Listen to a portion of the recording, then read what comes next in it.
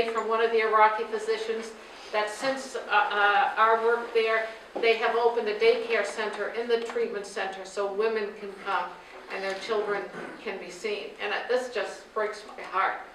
It's just wonderful. We currently have 2 Russian fellows here with us studying for a month. They are funded through the Eurasia Foundation in Washington, D.C., and we are working on mobile health technologies for at-risk women, both in Russia and in the United States. There are many things that keep me up at night as CEO of this institution, and one of them is the underfunding of services, which results in our inability to recruit and maintain adequate staff and services. The local ACOs have been hiring away our physicians at salaries that are over $100,000 more than we can afford to pay our primary care physicians. How can we keep our doors and services open when ACOs are only significantly partnering with for-profit behavioral health organizations? I believe that this will ultimately raise costs, further deplete staffing at community organizations, and separate those who can afford to pay from those who have low reimbursement state patients. I anticipate we will soon be treating the highest acuity patients with less optimal staffing. I also worry that the factions that say absent models or medication-assisted treatment models must be mutually exclusive. As one on the ground, I say we need a full toolbox. We need to fit the treatment to the client and match it to where he is on the disease continuum. You would not put a diabetic on insulin when the disease first appears, nor would you put a diabetic when their glucose is over 450 on an only diet and exercise regimen to lower your blood sugar. We cannot do the same with people with opiate addiction. Tailoring treatment to where a person is on the continuum is important, and more importantly, it is the most effective treatment. And we can't forget that the family is a critical piece in recovery. The family is a critical piece in recovery. Funding of the pilot family intervention projects must continue. And lastly, we must think about what we can do to lessen stigma. Stigma hides the disease in the shadows and lets it grow unchecked.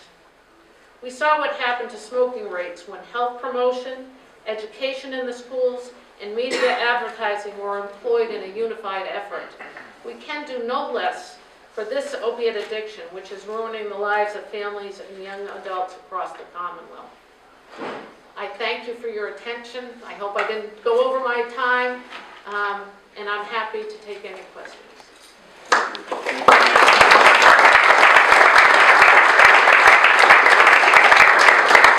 Thank you, Nancy. Anyone have any questions?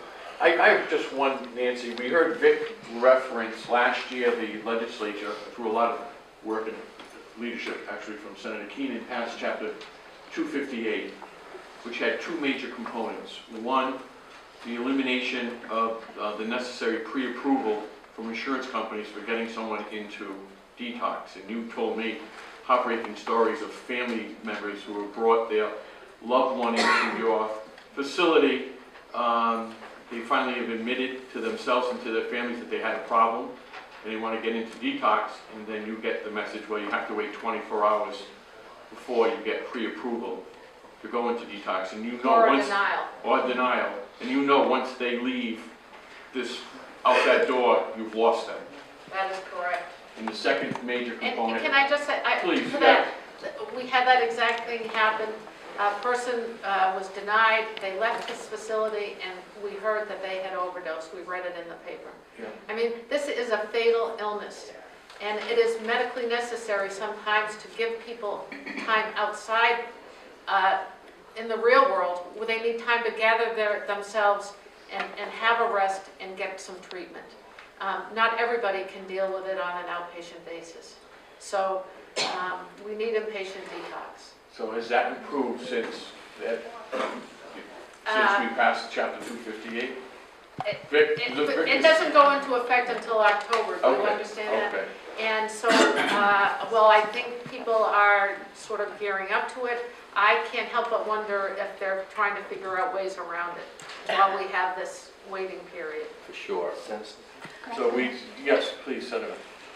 You had mentioned, and Vic as well, about things not needing to be mutually exclusive or have a limited toolbox. Do you think that even if the primary care realm is not the ideal for acute situations, there might be untapped opportunities? I think about that intake form every patient has. You know, what medications are you taking? Are you safe at home? But I've never seen the question asked, do you feel like you're dependent on a substance or something like that? So yes, I think screening in primary care and especially pediatric care is crucial because we know that the age starts at 14 and we need to be asking these questions. I think physicians are afraid to ask because they don't know how to treat. And we need to improve training for physicians around this. And the earlier we can get someone even into minimal, there's an adolescent treatment called MET-CBT5, which is a 5-session treatment for kids who are in the early uses of any type of drugs or alcohol. And that seems to be very effective as short-term, and you usually can get kids to do it. So we do need screening earlier on. STAR had a SAMHSA grant to screen.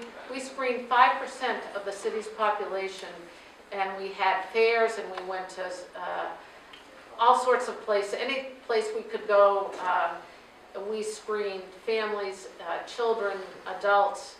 And, you know, I think we found that about 1/3 of the people had early problems that should have been examined. 1/3 of the people had no problems, and 1/3 of the people were already in treatment. So, or had some exposure. So, we need to screen. Thank you. Thank you.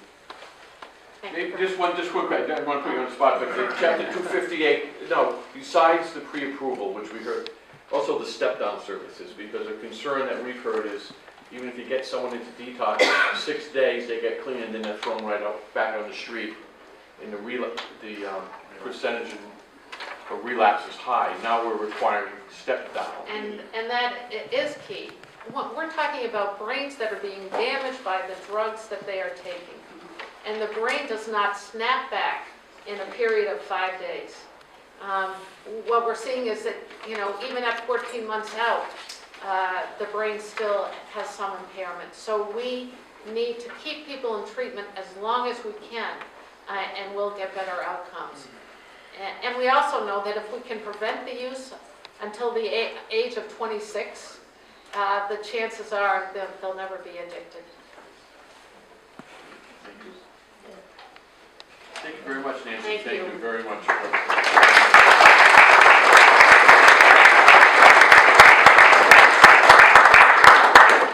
Now we're going to hear from our DA, District Attorney Tom Quinn. Tom, nice to see you. Thank you for letting me speak. Just a few brief words. Obviously, this issue, in particular, opioid issue, has become a big issue and really a scourge on many families, and in particular this Bristol County. I think it came to the forefront, although it had been existing for many years, about a year ago in Taunton, when the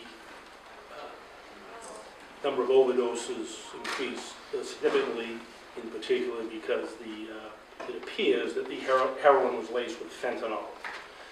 Since then, use of Narcan has become popular, and I think that's been a good thing to frankly save people's lives while medical personnel can come on the scene and treat them. The number of overdoses in this county, including last year and even this year, is projected to be very high. My experience has always been an opiate issue, in particular Fall River and New Bedford. I'm not saying there aren't other areas, and now it seems to have been exacerbated throughout the county and throughout the country.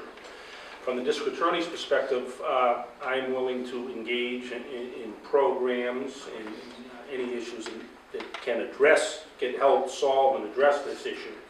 I was saying on the way in, Well, let me just say first, as was indicated, drug courts have been started in Fall River and New Bedford, which I think is a step in the right direction to deal with individuals who are appropriate for that forum. Again, people engaged in very violent acts, most likely going to have to be dealt with in a different fashion, but we all benefit if a system is in place that can reduce or at least treat substance abuse issues that will keep people from refraining from committing crimes, engage in the workforce, and just be productive citizens. We have an individual in our community affairs unit who's specifically assigned to deal with the opiate issue. I look forward to learning more information and, again, contributing in the way that I can to assist various partners in addressing this issue.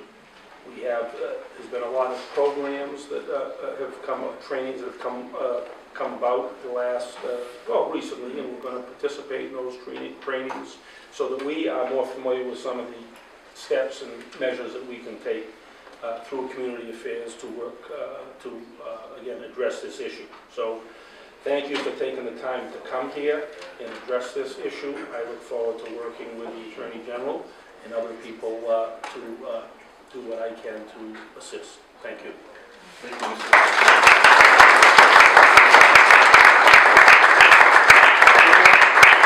Any questions or comments? I'm seeing it generally. We have Hawthorne Medical in my district that's been taken over by a for-profit firm. And then we have a hospital that's trying to offer urgent services that's, in a sense, competing with folks that have shareholders to answer to. So I'm very concerned with the payment methodology, and I appreciate that you brought it up. And I'm sorry if it's an uncomfortable discussion. Thank you. Thank you, Senator Keenan. Just a quick point. We've seen this happen before. Regardless of the methodology of payment, we have seen it in the demise of community hospitals, where the more acute cases have been left in community hospitals. They have not been reimbursed as they should have. And the lack of a better phrase, the easier, better, more profitable patients have shifted over to the larger institutions. And I know it's been an issue in the Downey's district, it's been an issue in my district. I think there's lessons to be learned there that we can use in making sure it doesn't happen in this situation. I would hope so. Well, thank you. We only have a few minutes left, and before I thank you, Tom. And before I give the Senate President the opportunity and some of our guests the opportunity to take a couple comments, you could take I know I saw a hand in the back early. Tom, did you? Please stand up and introduce yourself, Tom. You're well known here in the community, and I appreciate you being here. My name is Thomas Pasternak, and I'm a pharmacist, and I've been fortunate enough to work with Nancy and Dr. Malacroix and many people here on an organization called COLD, Building Our Lives Drug-Free. And I didn't hear anything today about prevention. All I heard about was treatment and stuff, and I don't know the actual goal of this committee, but prevention has to be a key component of it. To answer the Senator's question about gabapentin, it is being used pharmaceutically to enhance highs. It's also being used legally, medically to treat neuropathic pain.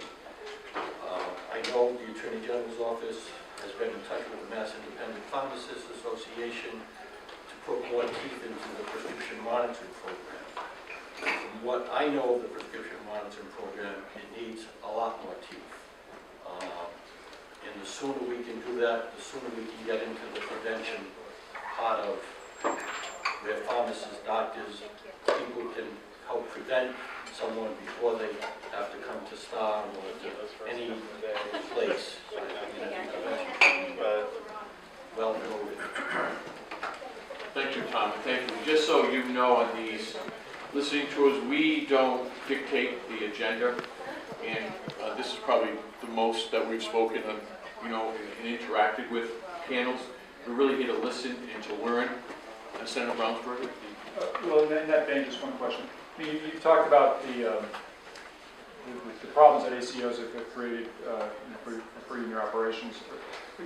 What are the barriers for you to partnering with them in a can't beat them, join them kind of mode? We weren't invited.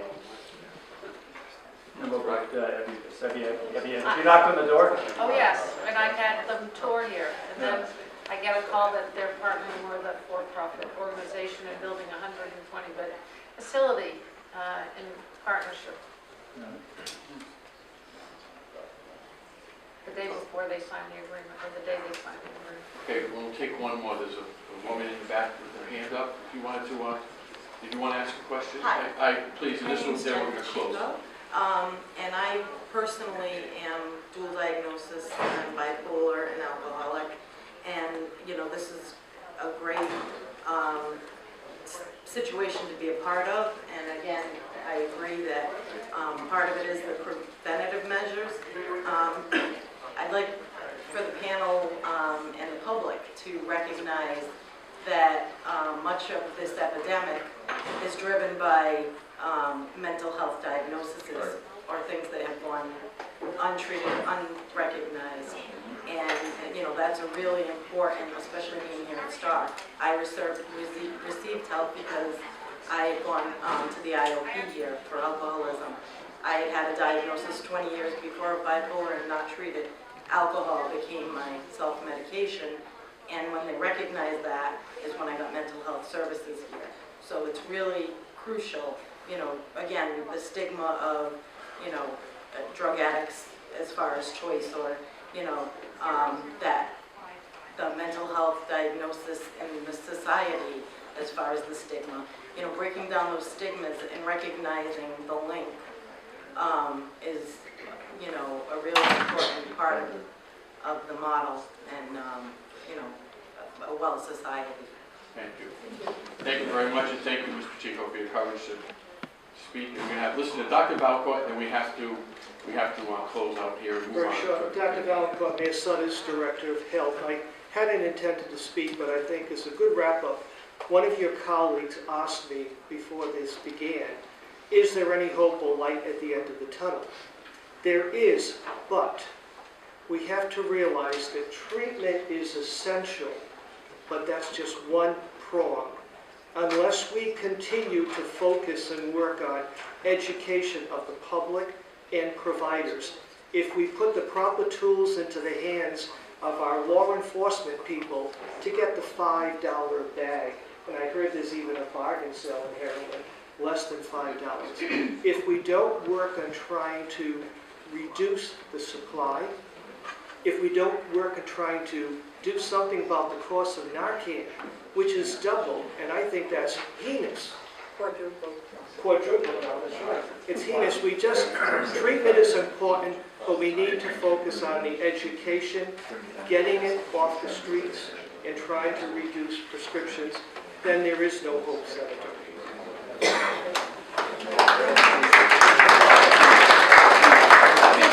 Brenda, I'm going to let you, Brenda, really quick, because we're really getting late, but I'm going to recognize you, Brenda, to please speak. So. Hi, my name is Brenda Venice. I'm the president of NAMI, the National Alliance on Mental Illness, for the whole Bristol County. I look at it completely different. I'm looking at something that mental health is not being addressed in our Commonwealth, and I get tons and tons of calls where people need treatment and they're unable to get the treatment they need. First, yes, we need education. Yes, we need treatment. But the thing is that this whole thing is that people are not able to get into treatment, and then once they get into treatment, go into a step-down unit, and then after getting down to a step-down unit, is that they're able to get into proper housing. What they're being discharged to our city streets and to our jails, where I get tons and tons of calls. As an advocate, I do not get paid by anyone. This is all strictly volunteer, 24/7. And what I'm getting is, and what I'm hearing is that people are not getting the treatment that they need. The treatment, and after the treatment, they need to go into a step-down unit and then proper housing. I am overwhelmed with the calls I get, and that state facilities closing, and hospital, and treatment. People need treatment. And people with mental illness do self-medication, where people need to be educated about self-medication and why they do the opiates, why they do the addiction of heroin. Why do they do it? Because they self-medicate. They don't like to feel the way they feel. And me, as an advocate, where I'm not paid by anyone, I am a 24-hour volunteer for 20 hours 20 years doing this. I have 2 adult children with mental illness, dual diagnosed. One lives with me, one's a DMH client. We cannot be closing our facilities and going private. It is better in a state facility than a private facility, where it's 5 days. Thank you very much. Thank you, Brenda. Thank you very much. Okay, I'm going to ask our Attorney General to maybe give a couple of closing remarks. And Well, thank you very much for being here, first of all. Thank you. I want to thank my friend Senator Roberts for the invitation to be with you this afternoon. I appreciate it very, very much, and certainly to the Senate President for the invitation as well, and the chance to be with your colleagues on such an important issue. And I think what you see here is what government is supposed to be all about. We're in a time of crisis. We've got people in desperate, desperate need, and it is great to see people coming together, making this a priority. I made this a priority even before I took office a few weeks ago. Governor Baker has made it a priority, and here you see how much of a priority it is for the leaders here in the Senate. So I'm just delighted to be here and a part of it with Congressman Keating as well, who knows this issue as a former district attorney, and District Attorney Quinn, who, you know, I know if he had more time, he would tell you what's happening in our district courts day in and day out around this state. Parents, grandparents, siblings, leaving work, taking time out of their lives to try to go fight for care and help for their loved ones. And it is incredibly sad. Yesterday I was hearing from a woman, grandmother of 3, and her daughter, dual diagnosis, has a real problem with heroin and has now taken out a restraining order against her. So she gets the calls from her grandkids. Mommy's upstairs with a spoon, and she can't do anything. And these people need our help. They desperately need our help. So I come to these events, and you always learn more. And a lot of this affirms what I think the approach we're on needs to be. It is all hands on deck, and it is coming at this issue from multiple points, some of which have been touched on today. I give huge credit to folks like Nancy and Vic for the work that they do, really models that we should be looking to replicate, and not just replicate, but as somebody, and I think this is a shared sentiment, we need the information from you on the front lines as to what you are encountering so that we can help further the solutions. I believe deeply in expanding access to treatment programs. As somebody who is both in law enforcement and also charged with protecting consumers, protecting the public sort of at large when it comes to issues of concern. I think we share in the view that simply arresting is not going to get us there. We need treatment, and we need treatment along this continuum of care that Vic alluded to and that the doctor alluded to. We need to meet people where they are. So if we've got moms with kids coming out of programs, we need to provide them with this transitional assistance. We got to work with the grandparents on helping them secure the custody, temporary custody to help care for both those kids, but also their daughter or son who's battling this disease. And we should call it what it is. It is a disease. It's a disease that does not discriminate. For all of us who've traveled the state, it knows no bounds. It doesn't matter what your job is, where you live, what you've done, how you were raised, how well your parents looked after you. It just doesn't matter. And we need that recognition because it goes to the stigma point. And to somebody like Jen, I give you huge credit because it is your ability to tell the story that helps destigmatize. This is an issue.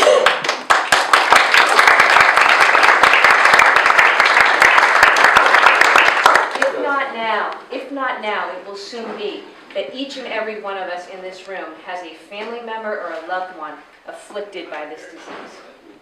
The time is coming. And it's for that reason that I do support all efforts on this front. Expanding access to treatment, breaking down barriers of insurance, and Nancy, I didn't ask you directly, but I want to know who that insurance company was.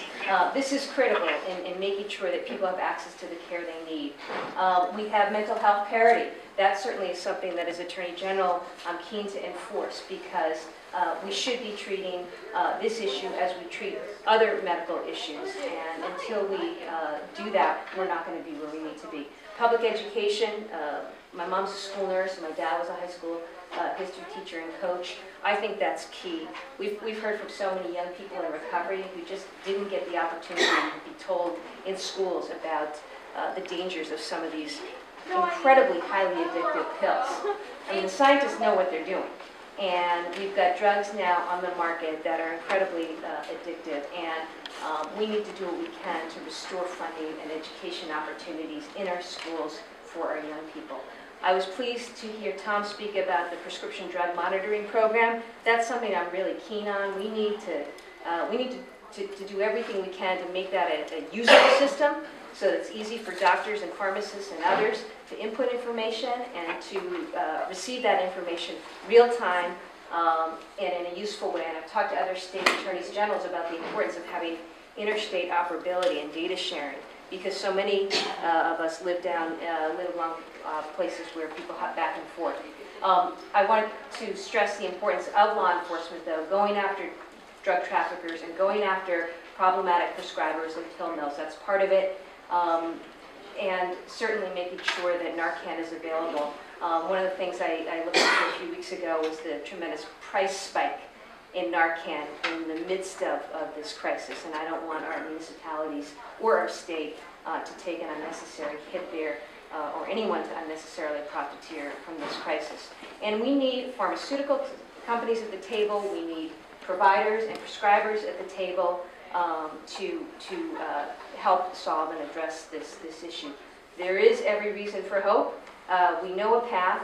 We're here today to learn more to help us make good on that. I have Joanna Lidgate, who is the point person for my office's efforts. I've established an internal task force on this, where I've got Medicaid fraud attorneys and health law attorneys and consumer attorneys and troopers and criminal prosecutors coming at this from different angles. I'll just close with a quick story. Another priority for me is human trafficking and the scourge of human trafficking and the exploitation of women and young children in this state. I talked to my chief of the Human Trafficking Division.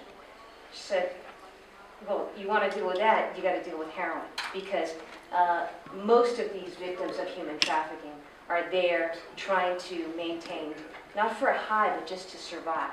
So everything wraps together, and as I say, it's an honor and a privilege to be with you, Senator Rodrigues, and your colleagues, and I look forward to working with Mayor Sutter and District Attorney Quinn and all of the chiefs, and certainly the folks on the front lines on addressing these issues. We can get there, we will get there, and thanks again. Thank you very much.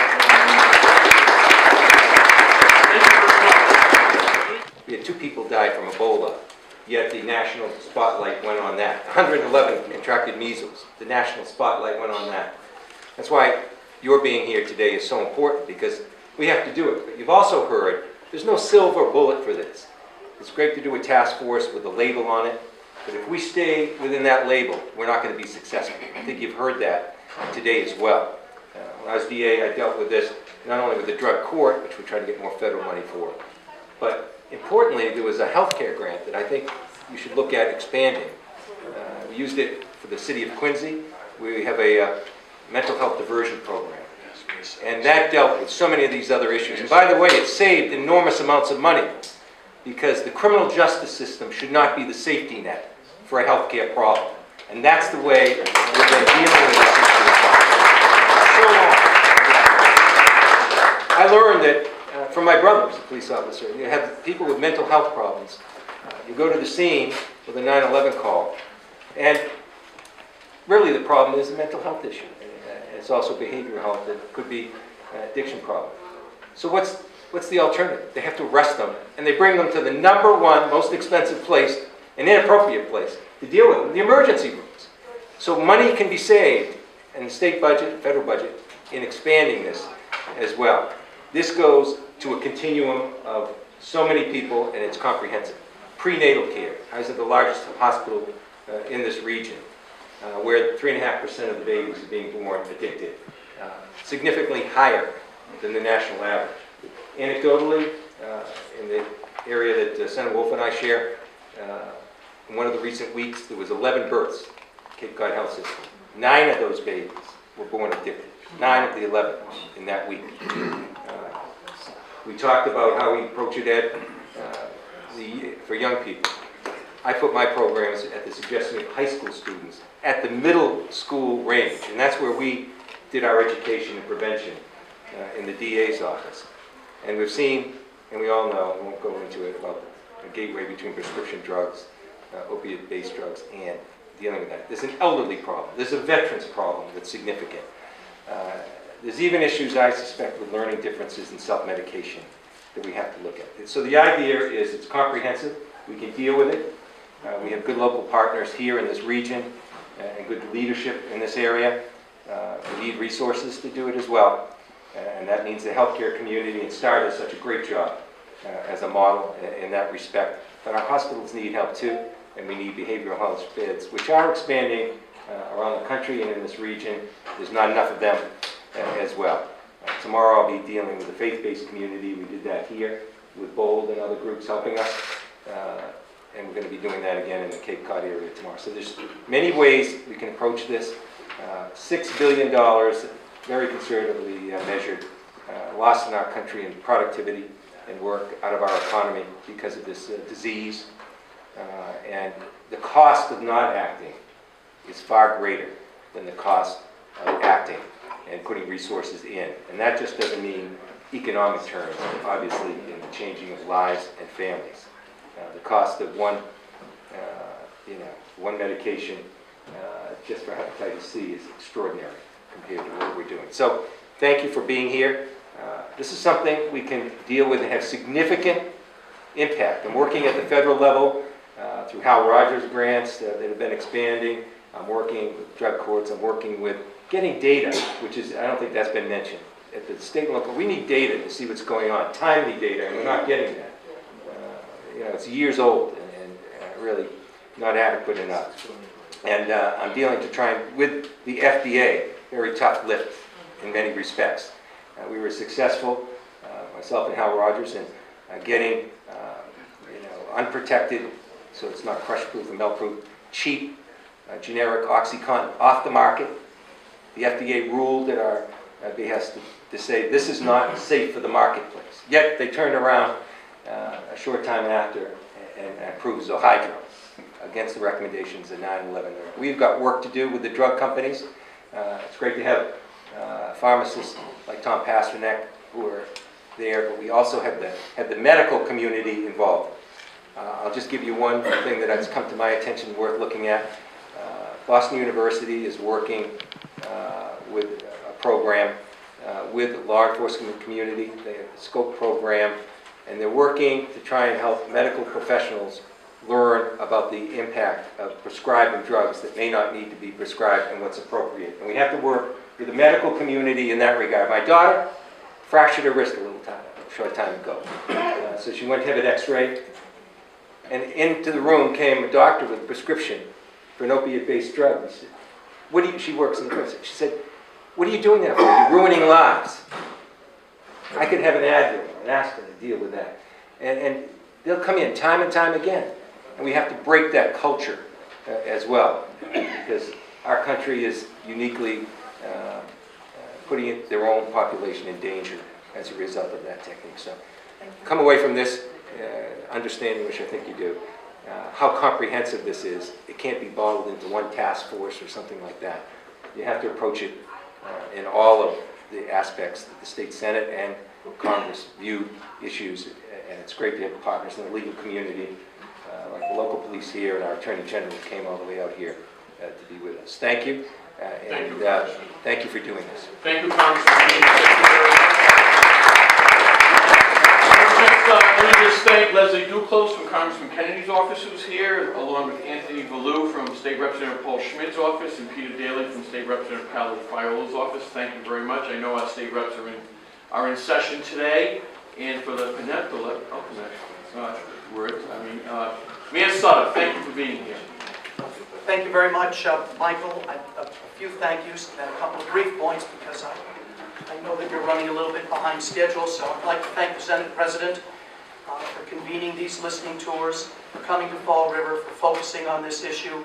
Senator Rodriguez, thank you for having the idea which led to the listening tours and being an integral part of it. I have to thank Senator Montigny, who was my senator during working hours for 8 years and said those nice things about me. But to all of the senators who are participating in this is extremely important about many issues, certainly in Fall River, this issue.